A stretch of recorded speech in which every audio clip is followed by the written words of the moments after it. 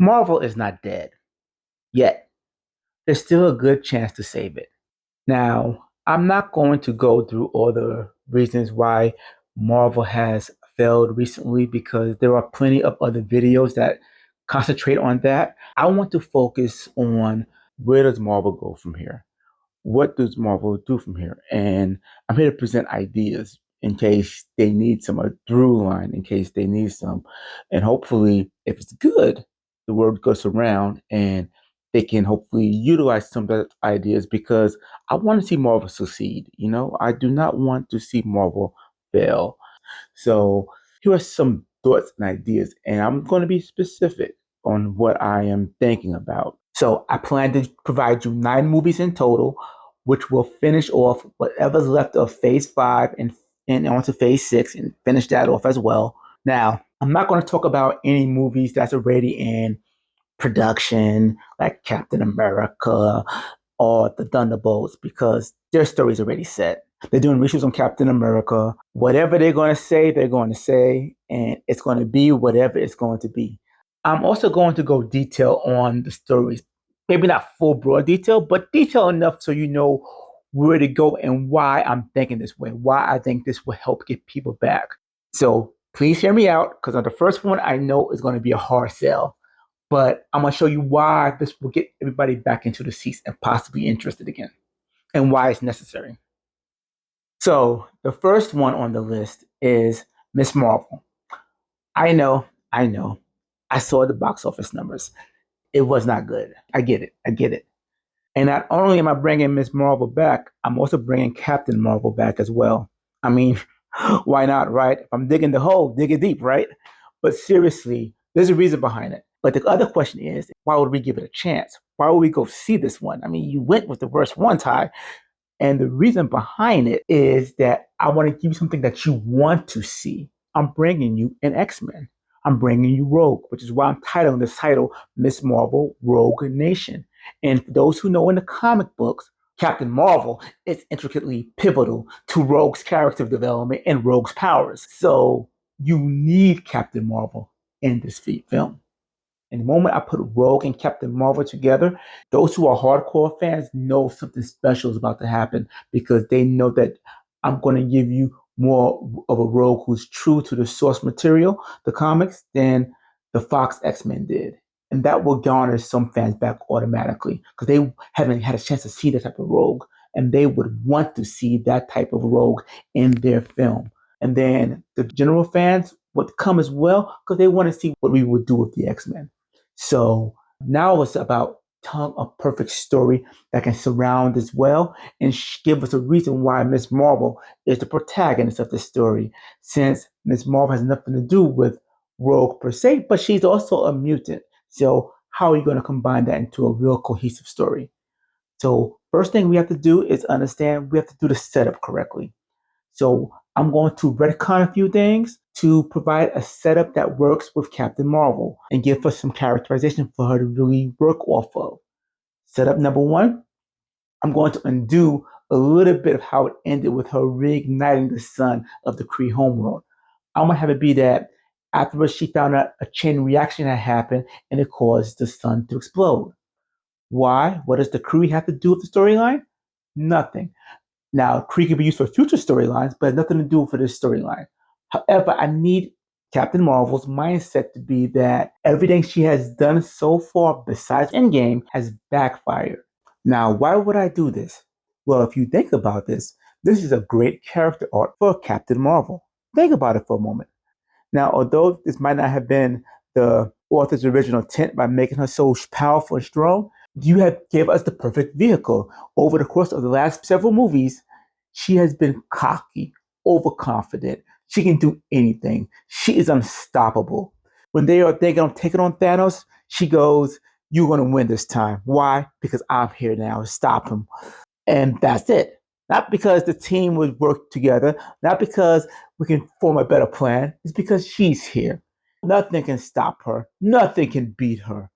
Now, because of her actions, she thinks she can topple a government and there will be no consequences to it. She thinks she can reignite a sun without thinking about the calculations it would take to reignite a dying star. Here's this person making all these bold stuff. And now, because of this, she has failed. She realizes that power without something to regulate it is dangerous. She will never utilize her powers without the consent of an authority figure. This puts her in a mindset of authority over individuality. And also, because of this, she wants to resign. She wants to leave. She is done. And then Nick Fury convinces her to do one last mission.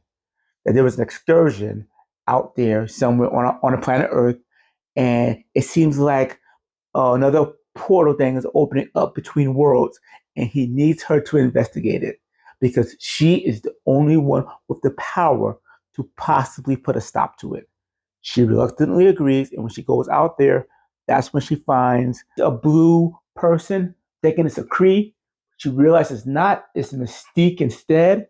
And then she gets jumped by Rogue, who grabs her and during the scuffle, Rogue holds onto her too tight. And Rogue's ability, as those who may know, is to absorb people's abilities, but not only their abilities, but their personality and their memories too. She can absorb all of it. So she does absorb. She holds on to Captain Marvel too tight, and then Captain Marvel falls unconscious, and Rogue gets Captain Marvel's powers.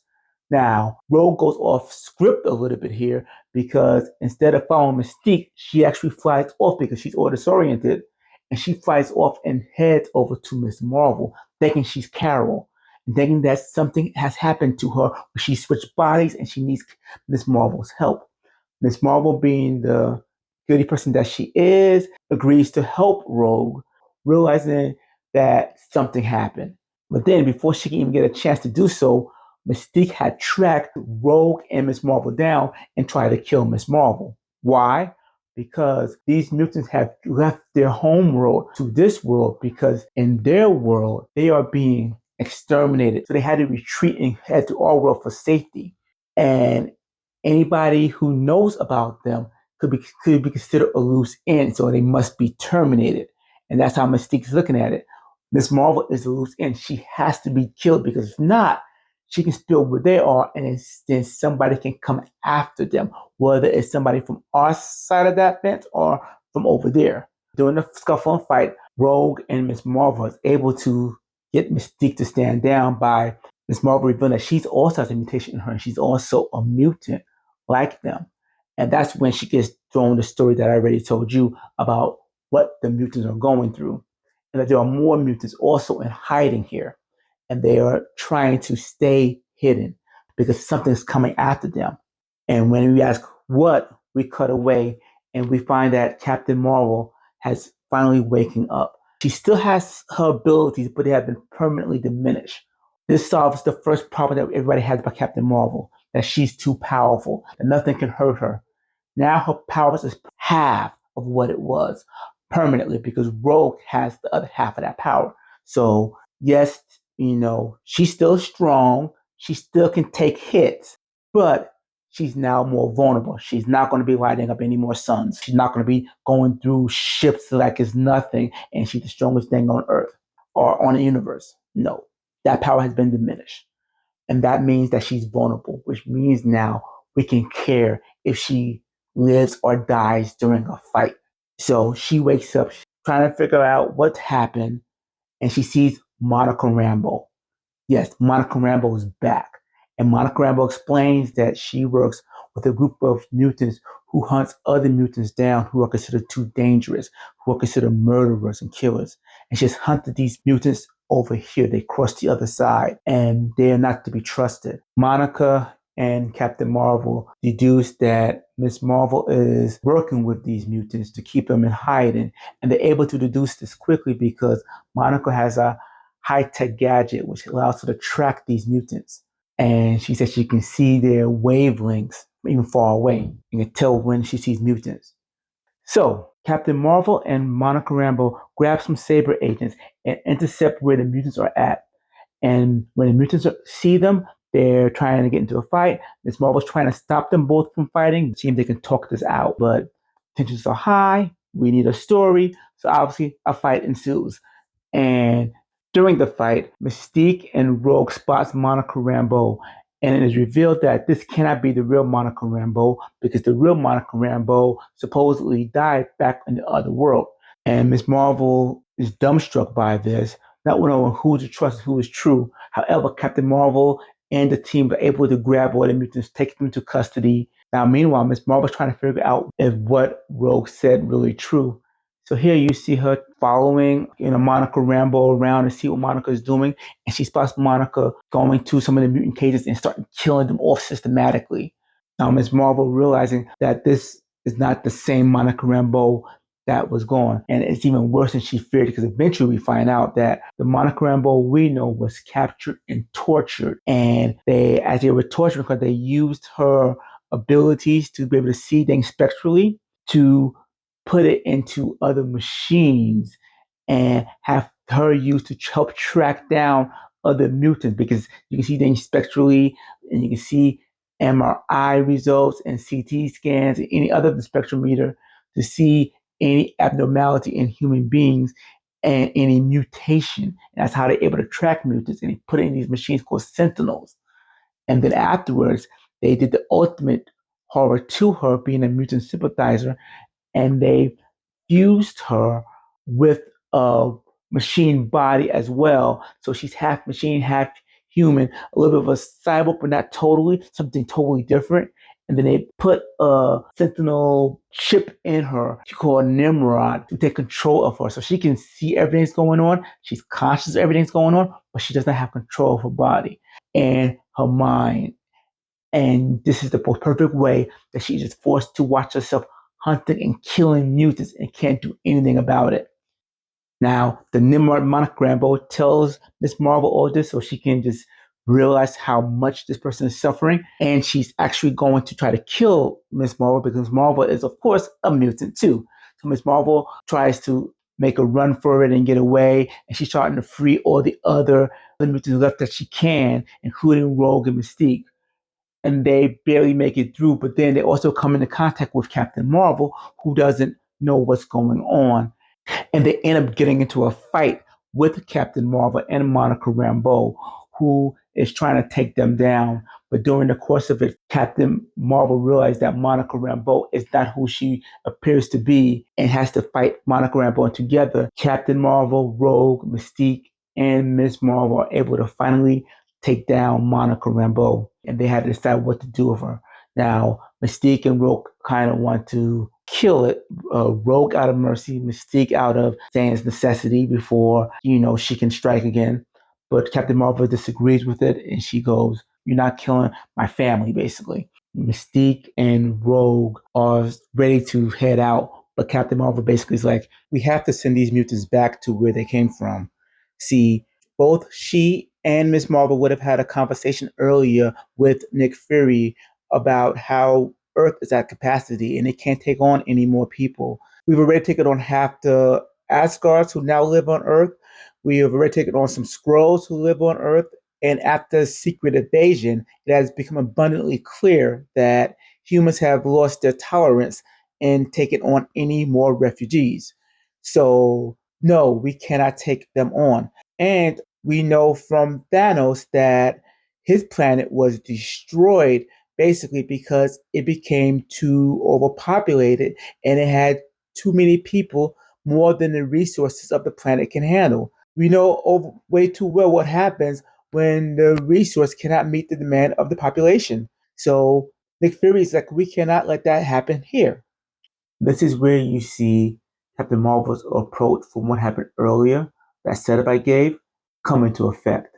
Because now she agrees that, you know what, I must follow that authority because they can see the bigger picture that I cannot. It's not whether or not we should help the mutants, but more so for her, it's more about that there's a law in place for a certain reason and we have to do as we're told. Because Captain Marvel already knows what happens when you take action without considering the consequences. So she dares not do it again. And also, we do not understand the total situation that's going on in that other world to really take a side. So she feels that Fury is right. These mutants must go back to their own world and handle their own situation. which leaves her in direct odds with Miss Marvel, who refuses to allow these mutants to go back. Miss Marvel is basically like, that's not right. Sending them back to their home world is tantamount to murder. So this caused a strong rift between Miss Marvel and Captain Marvel as Captain Marvel tries to detain them again, and only through Miss Marvel are they able to find a way to slip away and escape before Captain Marvel can do so. But it's caused Miss Marvel to be on the outs with Captain Marvel. It's caused Miss Marvel to be considered a fugitive and on the run and a criminal as she goes and decides to help the mutants find a way to sneak over onto this land to escape persecution back in their world. And this leaves us in a good spot where Miss Marvel has to realize her role model may not be who she always wanted her to be. Captain Marvel, in a sense, realized that she has to take step to her own action and it's causing her to overcompensate the other way. Now, the other important thing to do is to hit the post-credit scenes. These post-credit scenes need to really tease what is to come. They can't be just random. They need to really show and give us a hint of what is coming and why we should be interested in the next thing you have to show. So the first post-credit scene will show Monica Rambeau or hurt and damage, and they're saying, is there anything that we can possibly do to save Monica? Any way to get our Monica Rambeau back in control of her body and mind? And here you see a man come up, head of the scientist department comes up, and you realize it's Reed Richards. And he said he might have some ideas on how to help her. So this gives you an inkling, oh, wow, the Fantastic Four is coming. Okay, maybe this might be interesting. Yes, I will see what would happen. The second post-credit scene, we see Nick Fury and Captain Marvel found that they did keep some of these mutants, and one has a special ability of seeing the future. And this one shows a vision of Miss Marvel killing Nick Fury. And Nick Fury sees it, and obviously Nick Fury will probably say something like, well, that's problematic. And we've cut to black. And all this is to put interest back between the brands who have been hurt, which is Miss Marvel, Monica Rambeau, and Captain Marvel. Now, the next film that we want to jumpstart would be Black Panther 3, because Black Panther also got hit as well. Black Panther 2 was considered okay, but it wasn't considered strong enough. So we want to hit it with Black Panther 3 and make it very strong. We will also drop another X-Men in it, and we'll call this movie StormFront.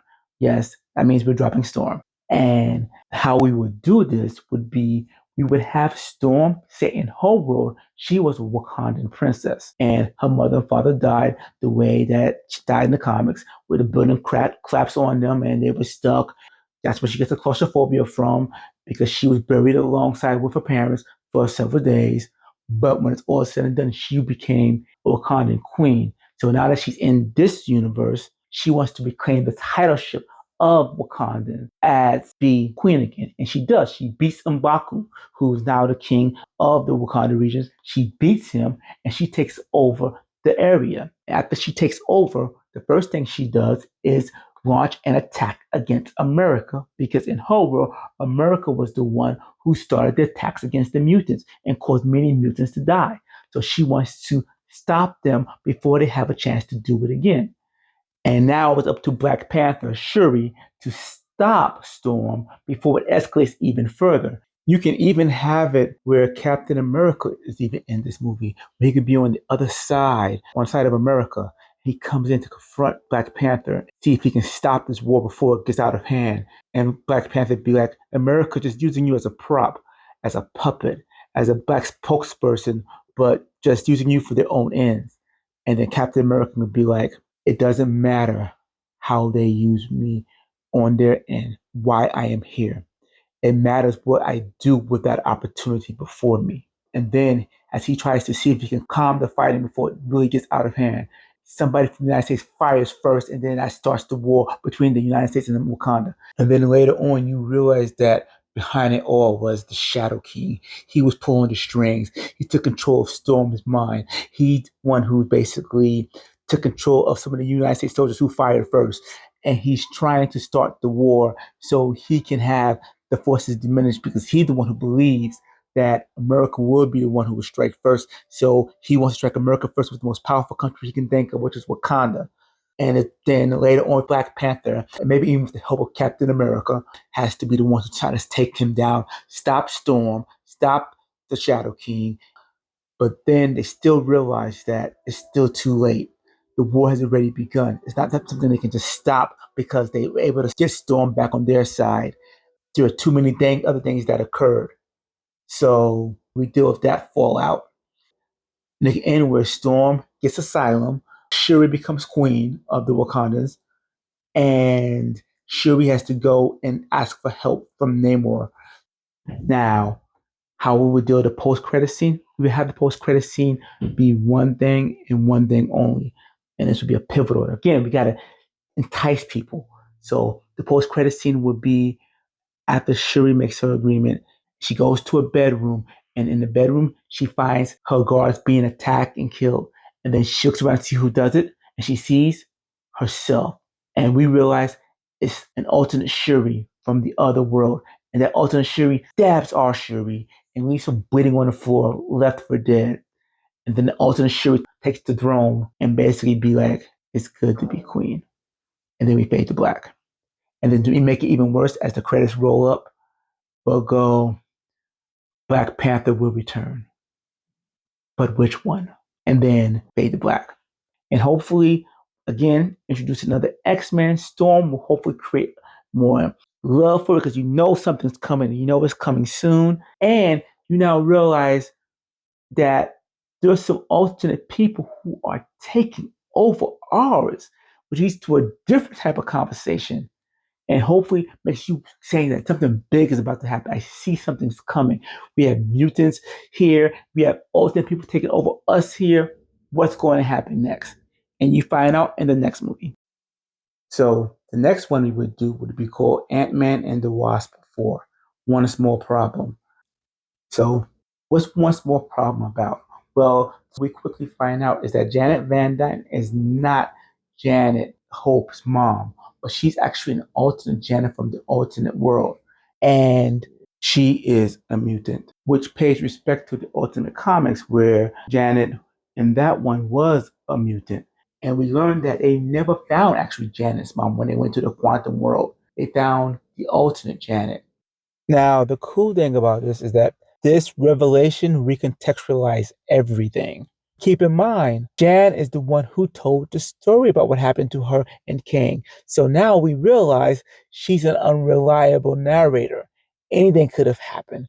We don't even know if that was really her, or was it Hope's mom who faced off with King back in that past? And if I had my way, it would have been Hope's mom who faced King back in that past, Hope's mom who tried to stop Kang from getting wet by stealing his core. And when doing so, some of that core energy bounced off into her and it ended up killing her from the radiation. And then this wasp found her dead, read her journals, and got caught up that way.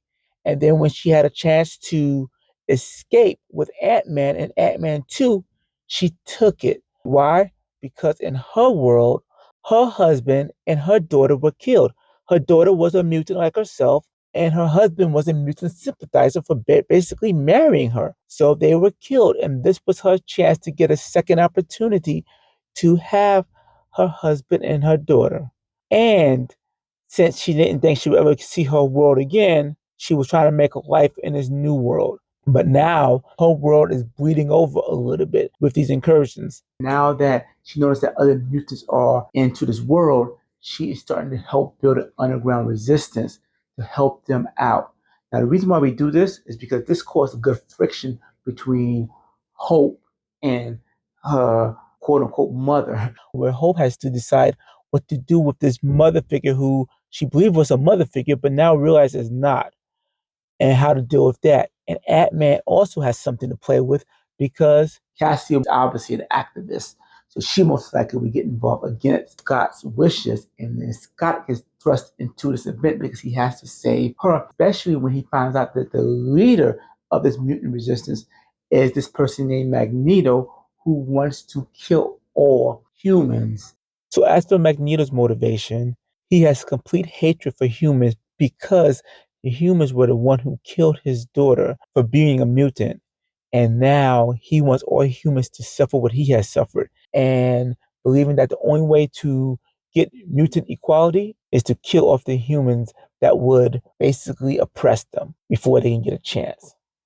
And with this story arc, we have a couple of things to play with. We can have a correlation between Scott and Magneto, as they are both fathers who seem to be unable to protect their daughters from the harsh reality of life.